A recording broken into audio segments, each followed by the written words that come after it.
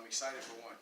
Excited and just thankful for this team we have. This team, this coaching staff, and be able to just to continue to fight. And when things were up, things were down. The team that never wavered, that never blinked, that never doubted us coming out on top. I'm thankful for that, honestly. Where does that never waver, never blink, never doubt come from? Just the group of men we have. I mean, just the commitment we made to each other going way back into this offseason, and just the commitment that we continue to make throughout this season, even when things were bad, when we were 3-5.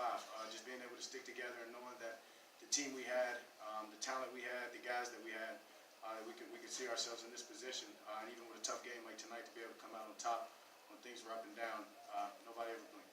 Can you take us through that last play, the touchdown to Amari? Yeah, I mean, obviously they're bringing all out. We knew they were bringing everybody.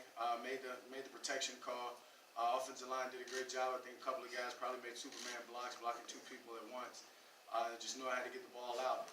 And the defender actually played it pretty well, being inside right there. But Amari running his route, being strong, was still able to go make an attempt at that. And ball popped right back up into his hands, and it was just great. Has Amari been even better than what you expected when the trade happened? I mean, I don't know. I mean, as I said, I've seen this guy play for a long time. I mean, playing against him in college, I knew just how great he was. I was almost, I guess I could say, astonished that we were able to get that trade. And so I guess if you say that, I'm like, well, if we're getting a trade like that, what's wrong? And then to get him and to see everything turning out and playing out the way it is, we're very, very fortunate.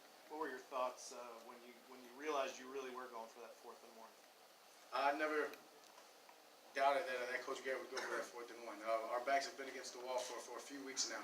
And it's always, and he preaches how it's about going forward, going around, going over our obstacle, whatever we have to do. And I think that exemplified that right there. In overtime, 4th and 1, believing in his guys and just us going out there believing in each other and being able to execute and Zeke another hard 2-yard run to keep the game going and give ourselves a chance. For a better quarter, three quarters, you got 2 interceptions and a fumble. Right. What's the Nothing. I mean, honestly, I just stayed true to myself, stayed true to what I was doing, and didn't get down on myself. And as I said, I mean, I credit my teammates, my coaches, everybody just believing in me and let me know that on the sideline.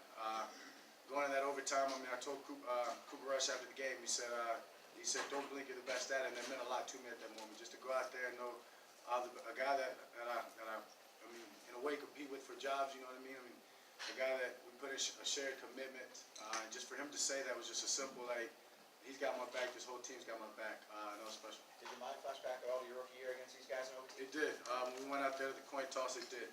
And I said, well, some things, you know, just kind of happened that way. And I said, well, I guess we've got to go finish it off the right way, and we're able to do that. What has changed for you in the 4th quarter? I mean, it seemed like you, when this win streak, you got strong 4th quarter drives, the game-winning drive. It's like that. Certainly, you were lights out in the 4th quarter. I mean, as I said, I'm never going to give up. I'm never going to stop. And when you have teammates and you have coaches like you do that support you and that push you and believe in you and everything, that no matter what goes on, no matter the interceptions, no matter the fumbles, they've always got your back. It just allows me to just keep my eyes forward and stay focused on my goal, and I've just been able to do that here. What's going through your mind when Maher's jogging out there to attempt a 62-yard field goal? No doubt about it. I've seen him hit it before, and I knew he was fired up.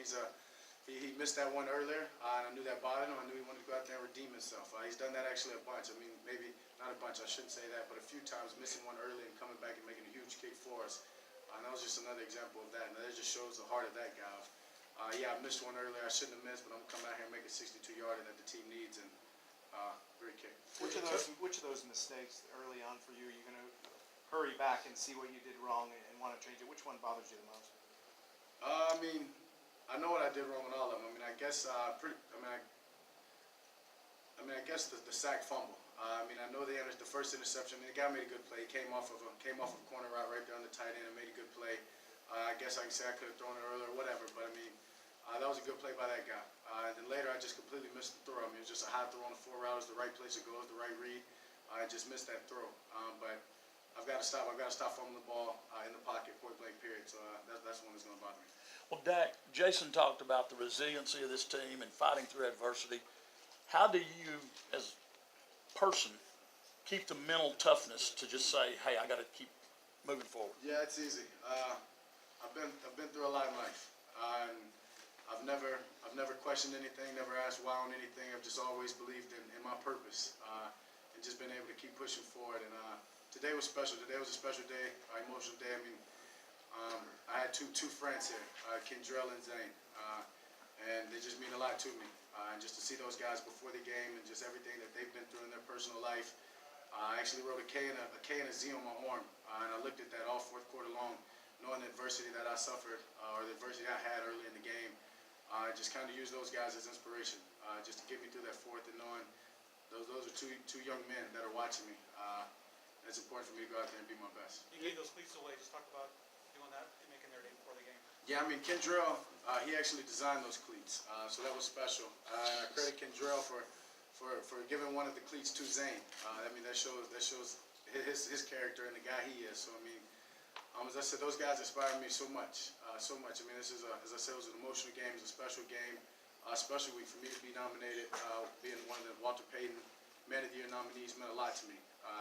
I'm not somebody that really weighs a lot in, I guess, on awards and things like that, but anytime you get noticed for things you do and your heart off the field, I take a lot of pride in that.